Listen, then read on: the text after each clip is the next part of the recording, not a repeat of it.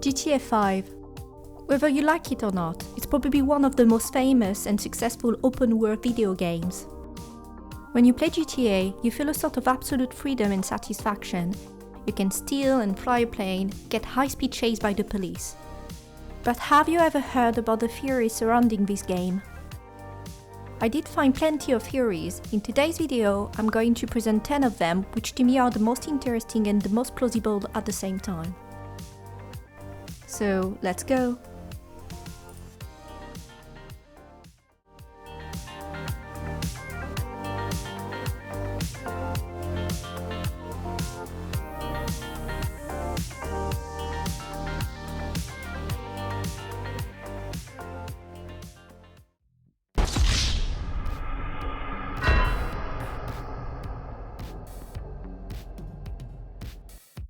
As you know, every GTA game world is surrounded by water.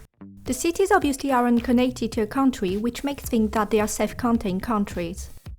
There is a theory that the worlds of GTA and specifically GTA 5 are surrounded by water because they represent the close-mindedness of Americans. America is for the Americans. It certainly seems like something Rockstar might actually bother to do, because this metaphor ties in with the GTA series' love for parody and satire of American culture. Yeah, that was really all right. It's the auditions, Fame or Shame, Season 14, right here in Vinewood, San Andreas. Coming up next, it's Tracy DeSanta. Judges. But let's be pragmatic for a second. The technical limitation thing makes more sense for obvious reasons, and the reality of this design decision is that also Rockstar certainly didn't want to break the player immersion. So instead of having invisible walls, it simply surrounds its virtual cities with water, in which you drown or be eaten by a shark should you try to go too far off land. So when you try to go beyond the border of the city, at least you don't smack into an invisible wall. There's a realistic roadblock to stop you from progressing.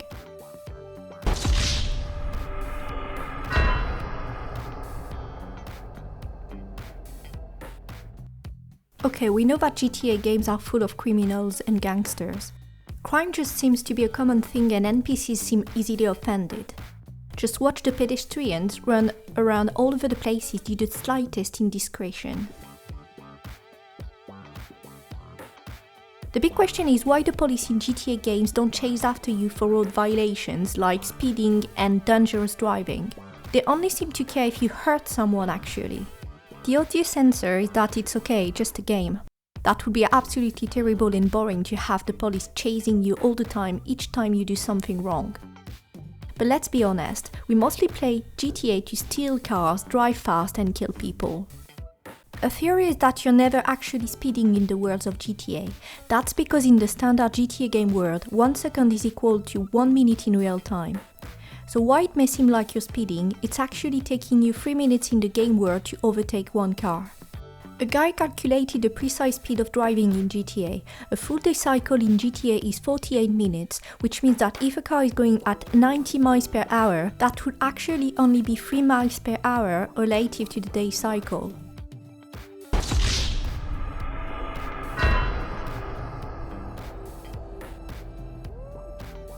There is a theory that GTA's 5 main characters, Michael, Trevor and Franklin, are all descendants of John Marston from Red Dead Redemption.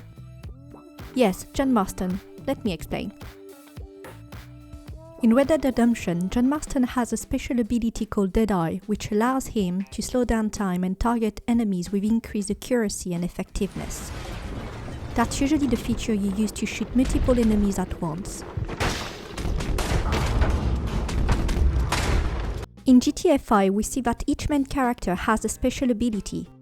Franklin can slow down time whilst driving, Trevor takes less damages whilst inflicting more damages to others, and Michael can slow time while shooting.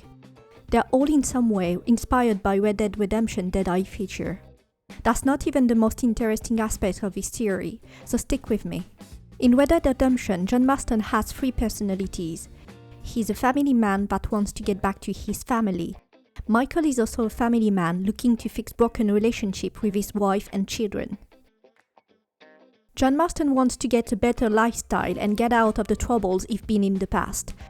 Franklin is looking to move on and out from his neighborhood and do better things. John is also a tough, ruthless, and merciless cowboy who won't hesitate to attack and kill people. Trevor has the same personality. Reposition it. Fantastic! Let's go! So is it a pure coincidence? Regarding special abilities, these are quite common in open world games, and the personalities of each character are diverse, unpredictable, and interesting. They are all riddled with cliché. Also bear in mind GTA 5 was written by the same people that wrote Red Dead Redemption, and it's easy to get similarities between the two games for that reason.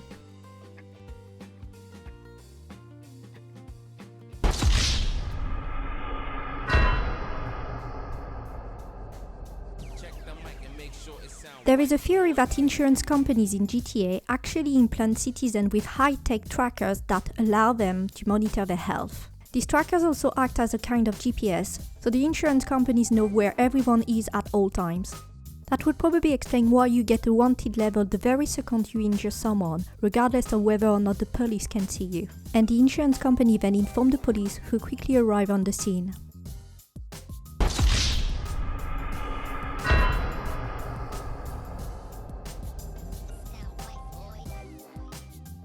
In Franklin's house on the hill, the big apartment, there is a book on the shelf called Red Dead, written by J. Marston. So the theory is that each Rockstar game is set within the same universe, and the theory goes like this. At the end of Red Dead Redemption 1, John Marston is killed, and his son Jack Marston avenges his father's death when he becomes an adult.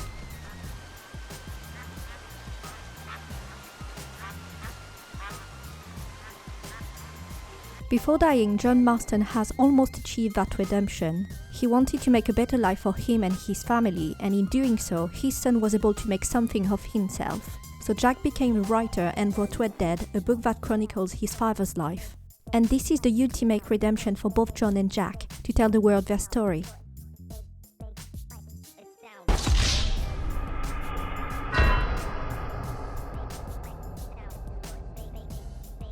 There is a theory that the GTA universe is set in a dystopian world in which the 1933 business plot succeeded. The business plot was said to be a movement in which a few bankers and some fascist party members teamed up to overthrow the US government and remove Roosevelt from power. The plot is a hoax and not real, okay, but some people still proclaim nowadays that the US was extremely close to becoming a dystopian corporate wasteland in 1933 because of this plot. But let's get back to GTA and why we think this is a dystopian world. The theorist tells us that in GTA the business plot has actually succeeded, and the US president needed to change the wealth distribution mechanisms by encouraging people to spend more and more money by implementing pro-consumer legislation. It led to a rise of corporation which has progressively taken power and control of the people through subliminal messaging. Eventually, this corporation became unionized, and mass deregulation has led to monopolization across industry. People of the GTA world are now so used to messages from this big corporation and so desensitized that the corporation now just comes straight to the point and advertise what they exactly intend to do. That's why in GTA companies like Get Alive, Life Invader and Peace Wasser exist, because people are either too stupid to notice or too controlled to care. Yeah, I'm a patriotic American. That's my national right. Pisswasser, German fighting lager for export only. But are not these corporations to highlight the general nastiness and insanity in the GTA universe in reality? Everyone wants to be rich and have everything, and happiness is exclusively tied to money. In GTA, people just stop caring, which leads to shows such as Fame or Shame and America's Next Top Hooker.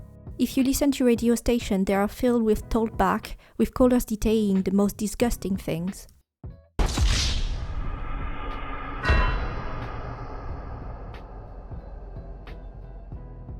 Two really short theories about Lester, the old friend of Michael and the mastermind behind all the heist.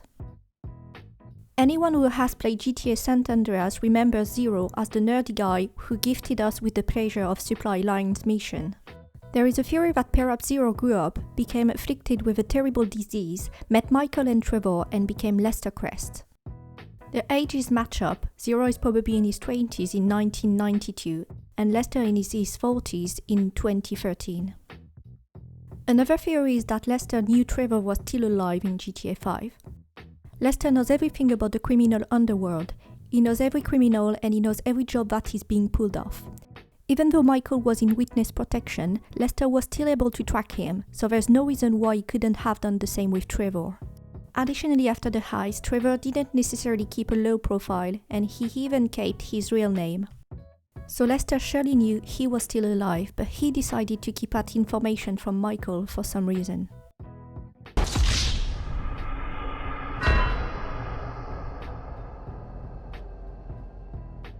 In GTA games there have never been any children NPCs, and it's weird considering that the maps are such living and breathing worlds. And there are theories about it.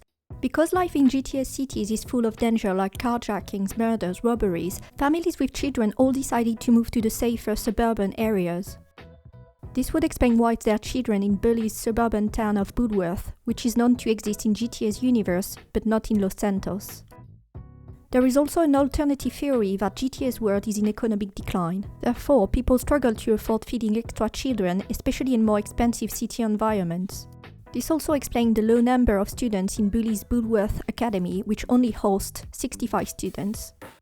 A final theory is GTA takes place in a version of hell. Children would be too innocent to be sent to hell upon death, only adults are found there. This could also be the reason why GTA's world is so violent and corrupt, as all the adults there were bad enough in life to be sent to hell.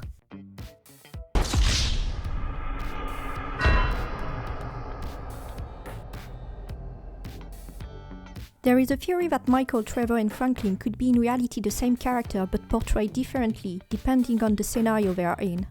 When Franklin first meets Michael, Michael is in the backseat of a car holding a gun to Franklin's head, threatening him if his orders are not obeyed. Michael would be the tempestuous personality of Franklin, the devil on his shoulder that tries to persuade him to leave his rational thoughts behind. Don't forget Michael was buried at the beginning of GTA after a robbery, though it is later revealed another body was buried and Michael escaped from authorities.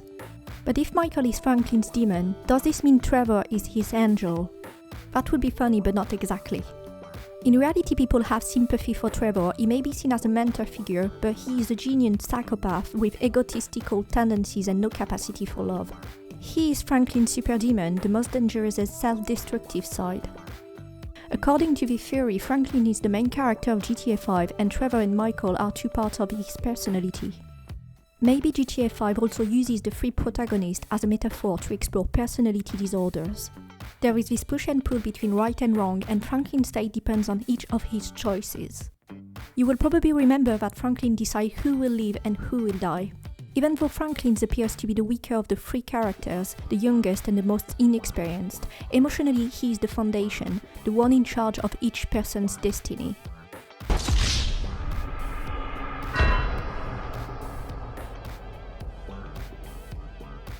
And the last theory is that GTA 5 is just indulging the conspiracy theorist, and that none of the fan theories are actually true. When Rockstar was creating the world of GTA 5, it seems they took a look at some of the bizarre fan theories floating around the internet. GTA 5 includes a multitude of conspiracy riddle content, including drones, radio, ghosts, and even alien spaceships. The craziest of all appears to be the hut at the top of the Mount Chiliad. Painted on the wall is what seems like to be a map of the mountain, the top of which contains an image that reflects the all-seeing eye of the Illuminati. So there are ghosts and aliens in this world, with alien ships appearing in the sky and alien wrecks found in the ocean, but none of this seems to have any correlation to the image on Mount Chiliad. The theory suggests it's because there's nothing there and Rockstar is simply poking fun at the community's obsession with conspiracy theories. Thank you guys for watching the video, I hope you enjoyed it. I really like making research about these theories, it's so fascinating and I probably do the same for another video game. See you next time!